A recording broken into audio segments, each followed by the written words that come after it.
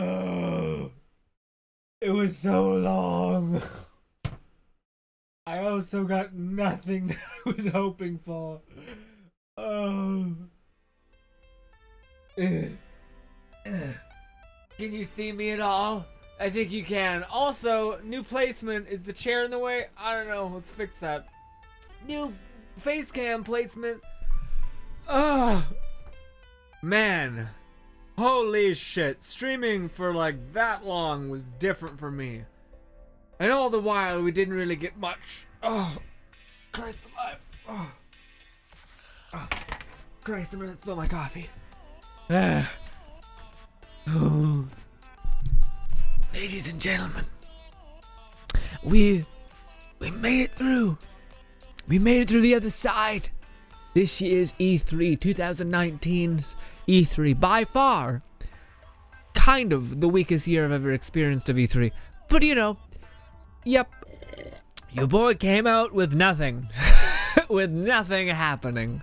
Great. For those guys who were like, what? Grin, what's happening?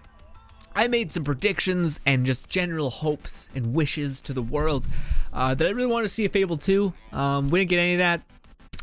Not a little bit of that. Nothing. Yeah. I also was hoping that we would get Shaz the Dam 2. Something of that. We didn't. Instead, we got No More Heroes, which I did think was also going to happen. Like one or the other, and they chose No More Heroes. Ooh, which makes me sad. But yeah, the second thing is Overlord, which I was just a shot in the dark. Honestly, wasn't sure that was gonna happen. Oh, and goddamn Saints Row. I was hoping for another Saints Row game because Volition, I don't know what they're working on, and you think they'd be working on that. None of those things, and I even tried to be deductive to a degree, like to try to actually be like, well, what has a decent chance of actually coming out? To me, again, Volition working on the next Saints Row game. It's one of their biggest franchises. Kind of makes sense. Yeah, but no, none of that actually. And you know they've even announced that for sure Fable 4 is in development, but that was like 2 years ago. So maybe they still don't have that much time to show it, which is frankly just terrifying because Jesus, I don't know. Anyways, ladies and gentlemen, we got a lot to talk about, so let's put the sorrow and sadness behind us, and we're just gonna go ahead and we're just gonna hang out. This is what this video is. We're hanging out. We're talking about this year's E3. Again, I feel like it was one of the weaker years, if not the weakest year I've ever experienced. Just because I don't think there's a lot of games out right now. I think they're waiting for next E3 to really bring all the things, which to me makes sense. Because next year, I'm pretty sure is going to be when they're launching their brand new consoles, both companies, Xbox and of course Sony. So that would make sense. They're like, hey, and here are all the games you can play on that console. Here's the next generation games.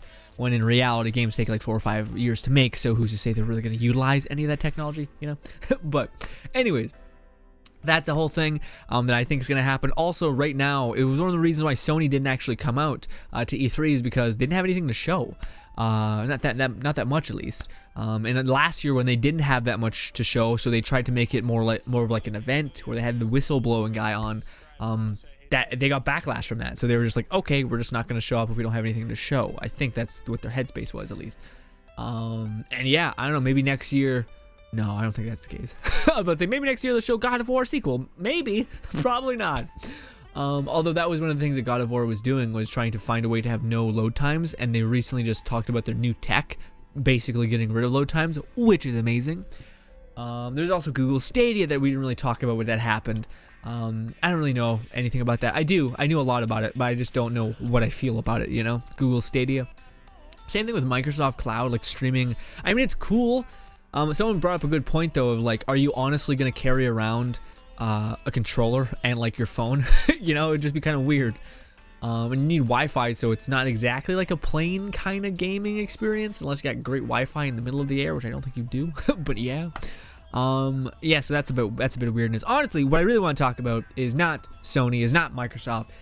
Is not Microsoft's online subscription at all either, but that's kind of neat, I guess. Anyways, not talking about that. We're talking about the games, okay? I want to just go through all the games. Again, I just watched the No More Heroes 3 trailer. Yeah, I never played any of the games, so I have no idea about it, but I'm sure I'll get into it when they announce it or when they release it, you know?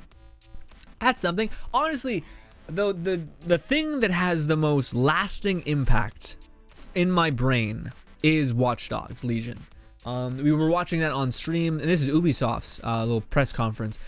I feel like out of all the companies, they had the best showcase of a game, and it didn't seem like it was fake, because it didn't look like it was too outlandish. It just seemed like they tapped into a brand new mechanical kind of thing, because it looks like Watch Dogs 2.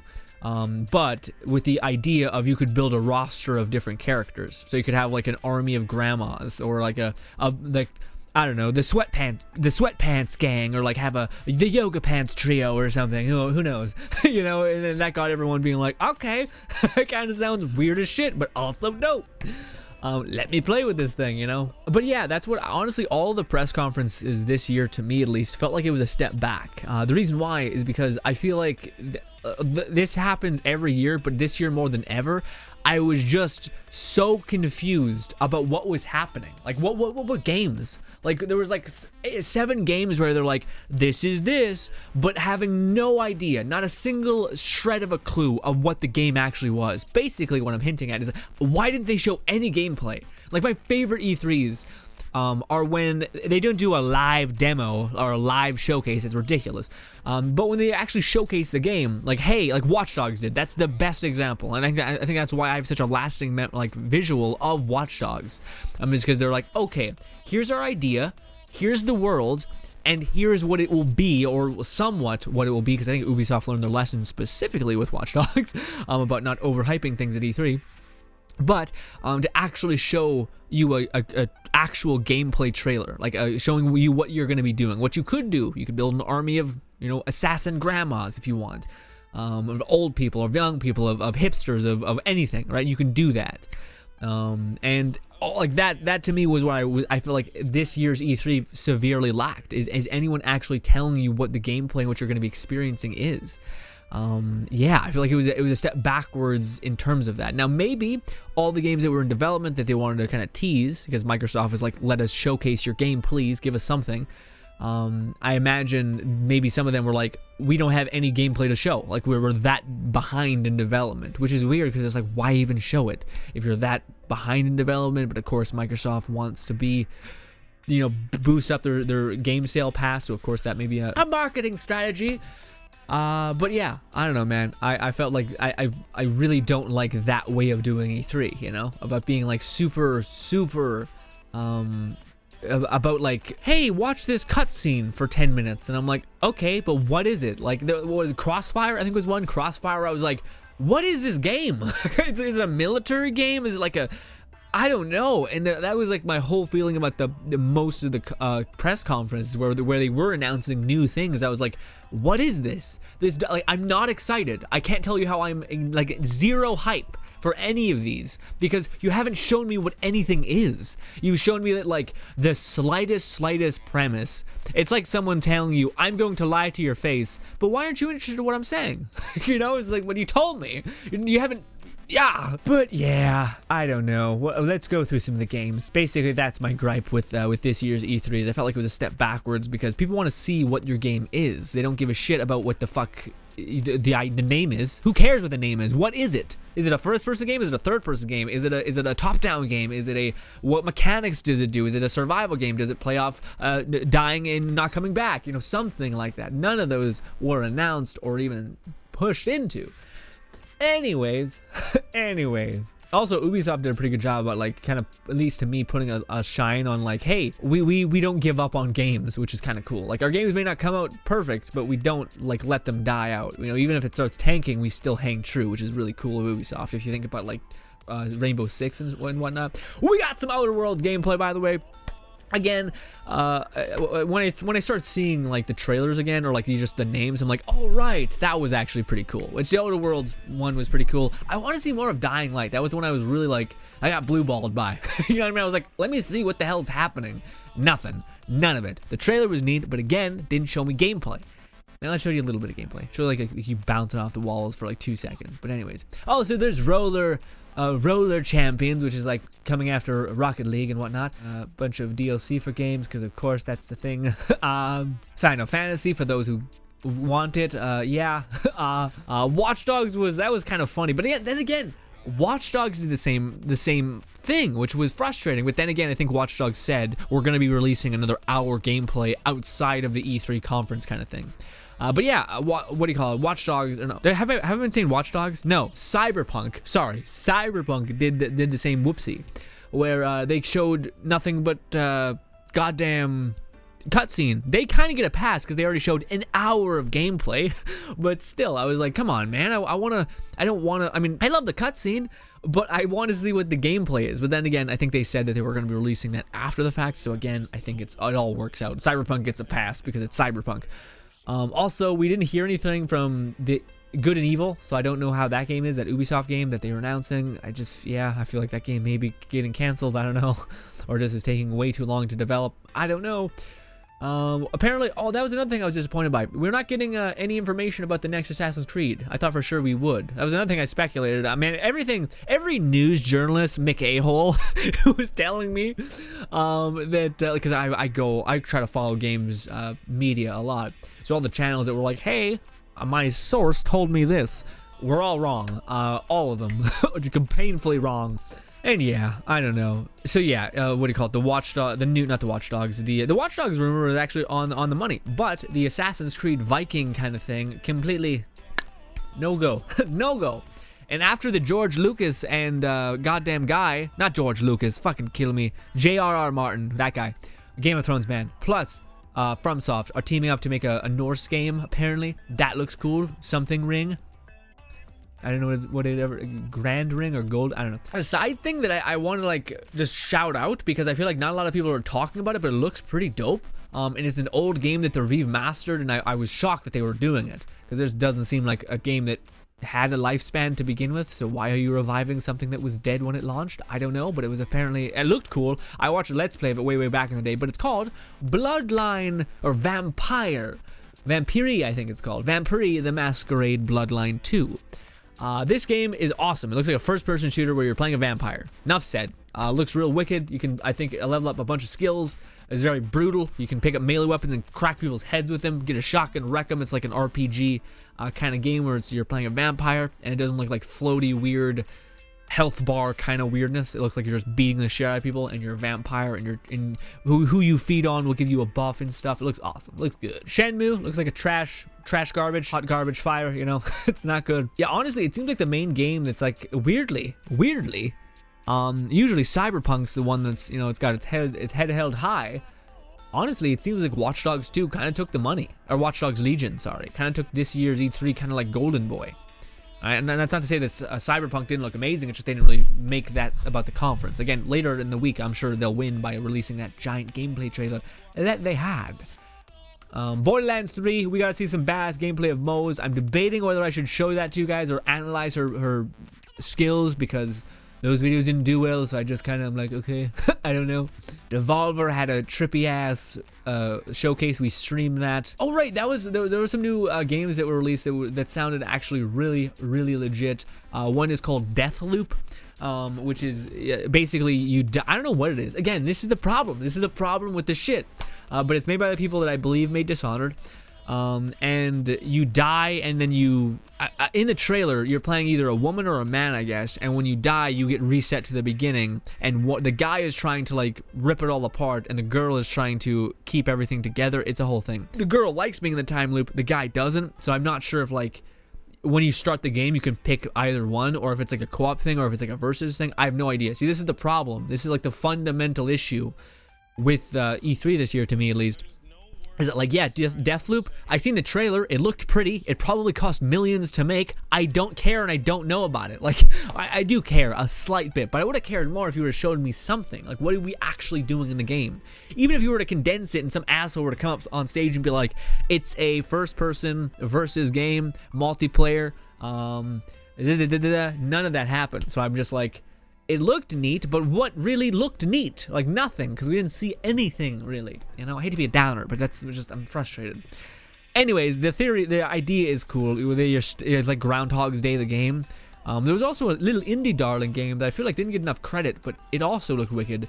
But yeah, it's like a murderer is about to enter your house. It's a top-down view of a single room, and the main character is like talking to his wife like, we've already done this 50 times. There's a murderer who's about to come and kill me. I need you to tell me what happened to insert high tension conversation. And she's like, no, I didn't do that. And she's like, yes, you did. We've already talked about this. And it's like, oh my god, that seems wicked. That seems like a really cool storytelling element, you know? Although that storytelling element is just wicked in general. The idea that you're like maybe not you playing the guy who's stuck in a time jump, but the person who like your companion has. So your companion's like alluring to things the whole time, being like, yeah, or like finishing your sentence and being like, yeah, we've done this 1,000 times and it's always ended the same. And maybe it's your goal to try to figure out how to do it right, you know? But goddamn, 2020, it's the year of the time jump, or Groundhog's Day, or whatever it is. Time loop, sorry, not jump. Wolfenstein New Blood looks wicked. Short hair, blonde girl, looks great. There's a really dope Elder Scrolls Online trailer where some dude basically turns himself into Overlord, and it looks great. I won't play it, but it looks cool. That scene specifically. Moving on. Fallout 76 is finally gonna have NPCs. I don't even know. I feel kind of insulted by Fallout 76 a slight bit. Maybe I'm just being prideful. Who knows? Again. Oh my god, dude. The Borderlands 3, man, everything about it, like, I just played the new stuff in Borderlands 2. Man, that's a video and a half that I could talk about that. Because I was in the Battleborn community quite a little bit. And I love the Borderlands community. I've been there the whole time. As much as I may not have been a voice, I've been a viewer and whatnot. In the Borderlands 2 community, Yodi Slayer and all the whole 9 yards, Morning After Kill, all these things, farming weapons and the whole shebang. But I do think that, how do I say it? I think Borderlands 2 and all the DLC and all their success gave Gearbox this kind of notion of like, man, our fan base is amazing and crazy good to us. But then I think they took that over to Battleborn and they didn't really advertise Battleborn as much as I think they should have. And I just think the way that the marketing happened with that game was particularly ill-advised, maybe? And yeah, I think Battleborn kind of humbled Gearbox to a degree. So now they're just doing everything that makes sense. Like, again, being like, hey, we could release this DLC, or we could wait until basically using this as the ultimate form of hype for our Borderlands sequel game. So that it kind of rekindles the fans, maybe even the little fans that want to play with their new friend who's a really big Borderlands fan, you know, that kind of thing, pulling people from all directions. As well as showing gameplay, as well as teasing things appropriately, saving flack for like the last month of showcase, smart. All those things look, they're just playing real clever. Like beforehand, Battleborn felt like they were a bit confident. Now they're like, we're not going to depend on confidence anymore, which is awesome. But the gameplay, everything, love it, love it, love it. Oh yeah, also, this is a weird one. Tales of Orisa. It looks awesome. There was a lot. Man, there was so much. There was so many like pseudo weird Japanese kind of games. Like, you know what I mean? That look, that like anime look. But all of them looked pretty interesting. The one that I think takes a cake for me is the Tales of Orisa. That one looked really, really interesting. Yeah. Oh, also Halo looked dope. The new Halo looks awesome. It's like a reboot almost, it seems. But maybe it's like another parallel universe. I don't know. It's a lot. Guys, please. There's so much. Gears 5 makes me worried because I want to play those games, but if the main character you play in Gears 4 just turns into a McA-hole, then why would I want to go? That makes me very, very much not want to go play Gears 4. You know what I mean? It's like, oh, okay, I guess. Alright. I don't know what to say besides shit. It's sad to me. Psychonauts 2's a thing. There's a new Dragon Ball game. No thoughts. Dying Light. Let's talk about Dying Light. Let's also drink some water because Is it called Bleeding Edge? Bleeding Edge, which is made by, what is it? It's made by a very good developer. The people that make, damn it, Devil May Cry 5, DMC, I'm sorry, voice in my head, save me. Ninja Theory. Good, thank you. Anyways, it looks awesome. Bleeding Edge, it looks like a cool, like, hero shooter kind of weirdness. I'm into it. If it's a racing game, I'm less into it, but it doesn't exactly look like that. Anyways. I'm back to Dying Light. Dying Light 2, I'm very confused, and I'm wondering if you guys can help me out with this, because basically, again, the very, very cinematic trailer, not gameplay trailer. Last year we had like tons of gameplay trailers. What happened? Anyway, sorry. So they should be more in development now. They have to redo a bunch of shit? I don't know. Anyways, sorry. I wonder if you guys can help me with this. In the trailer for Dying Light 2, are we playing the same character? Because in the trailer, he says his name, but I'm terrible with names. I don't remember if that's our character in Dying Light 1. But he says he's an infected, and he's got this little gizmo on his arm that like tells him shit. Which, first of all, the roots of this could be awesome. If they water the roots, it would be awesome, is what I should say. So the idea that you are this hyper-infected bio creature, which makes sense why you don't get infected, because you are infected, but you're just being withdrawn, I don't know, something. That makes sense. But what is cool, and what I've always hoped for Dying Light, or in games like that, where they take off the ceiling for power, because God is it frustrating in a world that is batshit and crazy, like you having mutant monsters that can jump across the map, that you're just a little baby human and somehow you survive. Like, what? You know what I mean? It's like, it makes sense that you are this special thing that maybe gets infected, but instead of the virus turning you into a zombie, it instead turns you into a superpowered human, so that you can actually fight back against this thing that has corrupted all man. Or messed with all man. By corrupted, I mean turn them into zombies and shit. Anyways, so the idea that you are a zombie, to me, is interesting, because if they do it right, you could actually maybe become like, you tap into that biological or bio strength or monstrous nature or whatever. Maybe you could see in the dark, maybe you could leap a great distance, maybe you could, I don't know, maybe you have like this parasite thing in your arm that can fire out and like lift you up a wall, like a grapple hook. You know, something like that. That's something that I'm really hoping. Maybe when you're in combat and you're beating the shit out of people and one hit after the other, you're taking down a ton of zombies, you build up rage, which is actually like zombie rage, which when you activate, you just go full bore, your hands sprout into like these daggers, and then you just start fucking tearing people up, and then you cool back down and you de-zombify. But that to me is awesome. That to me is what I want from progression, not like, hey, you can build a flashlight, you know what I mean? Or like, hey, you can throw your weapon harder, you know what I mean? It's like, okay, why? Why is it not necessary? And I feel like I'm still a baby compared to these things. And it's weird when I just pick up this bat and I'm kind of better, you know, because of leveling and like legendary stuff, which I do want in Dying Light. I'm just saying, it's a bit weird. But yeah, my biggest criticism for Dying Light in the past has been I didn't care for the story at all in Dying Light. Personally, I felt like it was just the way they introduced characters and then immediately killed them off felt really disingenuous. I didn't care about any of the characters, and they didn't try to make me like them, it seems. It's almost, it felt like I was an outsider almost, like you're watching like, oh, Crane really for some reason likes this parkour kid, right? But then he kills him, or he somehow dies. Spoiler, the game's been out for a while, but he dies, and then Crane is super distraught. But I'm like, did I miss something? Did him and Crane have like this super good bromance that I just completely lost? And yeah, because all I seen was him being an a-hole to Crane, and the other guy and the girl doing the same, being an a-hole to Crane as well. So yeah, I don't know. I'm just kind of like, what did I miss? You know? And then again, they all fucking die. So I'm just like, I'm just like, what the hell happened? Apparently a lot of people finished Dying Light too. It was like one of those weird games that a lot of people finished, which is weird because I don't think, I haven't heard anybody talk about the story of Dying Light and been like, it's great. It's like, it's a thing. It got me to point A to point B, I guess, you know? But anyways, the big draw to Dying Light 2 is that they're actually doing something fairly ambitious, because of course they are. Who else would tackle a parkour, first-person parkour game in a zombie world? That's insane. That was hard enough as it is. So now they're challenging themselves with a new thing, which is the ability of choice, and your choices impacting people. So I think there's 3 factions you can choose from. One is like super authoritarian, like super, yeah. And then one is super hands-off, it's big business kind of mindset. And then I think a third one is probably just burn it all down.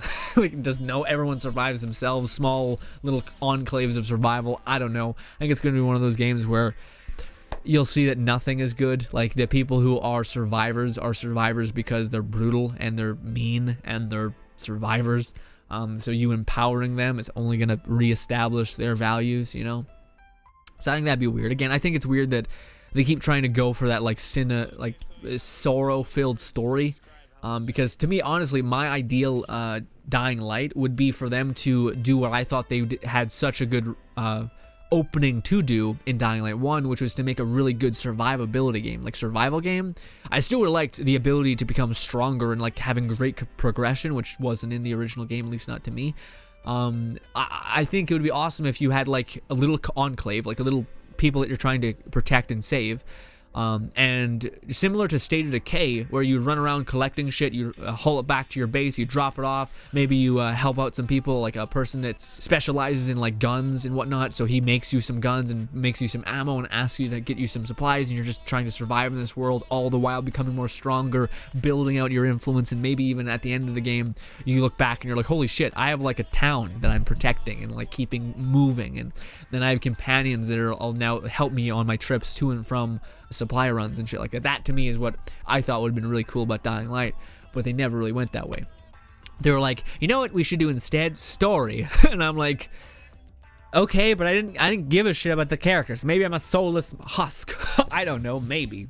Anyways, I'm hopeful for Dying Light 2. I'm hoping the story is better. I'm hoping that it's not just made to be this sorrow-filled, let's show you this character and then kill him immediately. And I'm like, okay, I mean, I didn't care anyway, but even if you did make me care, that'd just make me frustrated. Anyways, we're talking a lot. Okay, so yeah, I'm honestly, I wanted to intro the video like this, but again, my outlook on this year's E3 is pretty not great. I felt like last year's was a lot stronger. Yeah, I just kind of feel like I'm not in it. And yeah, I'm less excited for the games. And it's funny because the game that I'm about to talk about had the actual gameplay. So maybe I don't want what I say I want. No, I just think, yeah. Again, this is something that I felt like when I was streaming, I was not in the same boat with a lot of people. I looked over a chat and people were like, awesome. And I'm like, okay, I don't feel that way. So again, this may be going against what you enjoy. We can like other things. We're talking about the start of E3, which was the big game that was announced, was Star Wars Jedi Fallen Order. Now, in theory, I was incredibly excited for this game. It was made by Respawn. The trailer looked awesome. There was wall running. The character looked kind of derpy, so I was kind of like, I don't know. I didn't really like that part, but yeah. But I was like, man, I trust Respawn to make an amazing game. I don't trust Lucasfilms to give Respawn enough of Star Wars to make a good game. But I'm hopeful. And lo and behold, we get Star Wars Jedi Fallen Order. Now, the first thing is that I like some of the things that they're doing. I like the idea that it seems like it's a RPG, you know, like you can level up your character and all these things. I don't like that it's an RPG kind of seemingly locked behind a story. So that's weird to me, you know, or it's just like, hey, I got these new powers, but you're still forcibly going through the same paces, you know? Maybe there's side quests. I don't think so. The way they made it sound, it didn't sound like that's the case. It sounds like it's a very linear story kind of game with RPG mechanics. So it's always weird when that's the case, you know? It seems like open world game, RPG mechanics, because open worlds have side quests and ways to farm and things like that, you know? Honestly, as if it's just honest, like, I think the idea of an RPG Star Wars is awesome. I don't like the third-person aspect of it. I feel like it's, yeah, I don't know. I feel like we should just get another, I don't know. I just feel like it's a bit jarring, the third-person aspect of it, because I really like the notion of being like actually feeling like you're a Jedi, like feeling like you're this weird wizard, space wizard. I like that idea. And when you're third person, it's like, oh, that's your story. And the fact that they even gave this character a face and a voice actor and all these things makes it feel like, okay, we're gonna watch this play out. When to me, that's not what I really wanted from Star Wars. I want to feel like I'm that Jedi. That's why I really wanted a first-person Star Wars. Then when I thought about Respawn, and then I'm like, oh shit, okay, you're gonna be the super agile, like wall runs, like dive at someone with your saber, stab them through the chest, you know, use force push and see your hand extend and the world crumble around you. That's amazing. Pick up some dude with your hand and throw it in a first-person way at another enemy. Pick up a barrel, look at another enemy, and then hit the L button again and fire that whatever at the enemy. Feeling like you're this super powered thing, timing your block in first person to throw a fucking laser right back at someone's face. That to me sounds amazing. But when you put a third person in there, it's just like I'm watching this guy do things. And they seem like they're trying to go for a difficulty thing, which is weird. I don't know. I hate that every game is trying to be Dark Souls at this point, because it's just like, I don't know. Like, if you want to be Dark Souls, you gotta fucking be Dark Souls. You can't play both games almost. It's weird. I don't know. A lot of the gameplay looked really jarring to me as well. Like, it felt like it was too early. Like, it shouldn't have been shown. It wasn't ready. It wasn't ready to be shown, it felt like. It felt like a lot of the combat things were weird, like half-baked a little bit. The music was beautiful. The music is what made me like, okay, this is what I like about it, that it is a Star Wars game, but the combat and whatnot looked very finicky and weird. Then again, maybe when you play it, again, the reason why I say it looked like it's half-baked is because maybe in the future it will look less that way. I think the robot and the whatnot's cute. Again, I just, from like a selfish perspective, what I wanted from a Star Wars game was those things, the wanting to feel like you're an actual Jedi and to feel like you can command the Force and that you're this strong build of a character, you know. But instead, it seems like it's a detached third-person game where you're just watching a story take place, which it's weird because it's like, you already have the movies if you want to see a Star Wars story, you know. Maybe if you want a deeper Star Wars story, you'll play Star Wars Jedi Fallen Order. Yeah, I don't know, man. I felt alone a little bit in that when I was watching the stream, because I was just like, man, the gameplay is just not looking like it's enjoyable to me, you know. I don't know. And also, things looked like blech, you know, like there wasn't, like you're walking through this rebel enclave like dungeon looking thing, and it just looked real plain, like there was nothing, you know. I don't know. And the combat looked again like the combat looked weird. The combat looked like it was anywhere between fucking impossibly easy, like just everything is dead, and then really weirdly like timing based and hard. And I don't like that. I don't want to have to jump between like ice and fools and then going from like an impossible fight, you know? It should be kind of leveled and balanced, challenging and then not challenging and stuff like that. But yeah, from like a tactical standpoint, that was my biggest concern. Was I was just like, why does it look like weird? Like it looks awful. It looks awful. Like I look like shit to me. All right. So yeah, like I like the Star Wars world a lot. I think the robot's cute. I think the main character looks weird. I think the combat could be good if it was, you know, calcified and look like done, polished. Sorry. And honestly, if we could see the skills, like that's a big thing to me. Like, is this a game that has you being a badass Jedi, or is this a game where you're always gonna kind of be a Padawan? You know, I want to know what that's about. Like, are we gonna be a full-fledged badass like Darth Vader, or probably not, because you can't be that, because you're not. That's Lucasfilm. Rarely can you be a big bad, you know. What I'm saying is they're very protective of Star Wars, because of course they are. Oh yeah, this was a weird one, by the way. Apparently, there's a Destroy All Humans is gotten a sequel, which is who would have thought? It is insane and weird. Death Stranding looks great. We've seen that trailer a little bit earlier, but it looked cool. That was way in the past. We've seen that. Well, ladies and gents, that's about it. My back hurts a lot because I've been leaning forward too much. But yes, ladies and gentlemen, that's my thoughts on E3. Thank you for putting up with me. That was a lot. I imagine that was a lot. But yeah, honestly, came away from this E3 being very like, oh, okay, none of the, okay, well, next year, fingers crossed. But even still, one thing that was super self-evident was that you guys were amazing. Again, streaming on Twitch was awesome. I don't know if, yeah, I probably can upload this on YouTube just because they use content or copyrighted music in a lot of the trailers, and I don't want to get dinged and whatnot. But nevertheless, it was an amazing time. I appreciate dearly to all the people that came and hanged out. Again, it makes E3 just that much better when you're having people goof around and chat, and it kind of creates this kind of like feeling of, I don't know, sitting on the couch with your buddies, watching something and goofing around, making jokes and stuff like that. But within the same regard, since it's on Twitch, I can kind of like wiggle around being kind of super in your face. Whereas I watch some streams that like, it's like they don't even watch the conference. Like they're just shooting the shit conference doesn't even matter. And I'm like, okay, but what about the games? And they're talking about something irrelevant. So to me, I like the fact that I can kind of curate what's happening so that people can still hear what's going on and enjoy it and whatnot. But anyways, regardless, we will do this next year again unless something crazy happens. But yes, I absolutely loved hanging out with you guys over at E3. I appreciate you dearly. Thank you so much for your time. Subscribe button above me, 2 videos to my right. Let me know what you think about this setup now. It usually was higher, now it's here. I'm not sure if that's better or not. We'll see. Anyways, thank you so much for your time, and goodbye.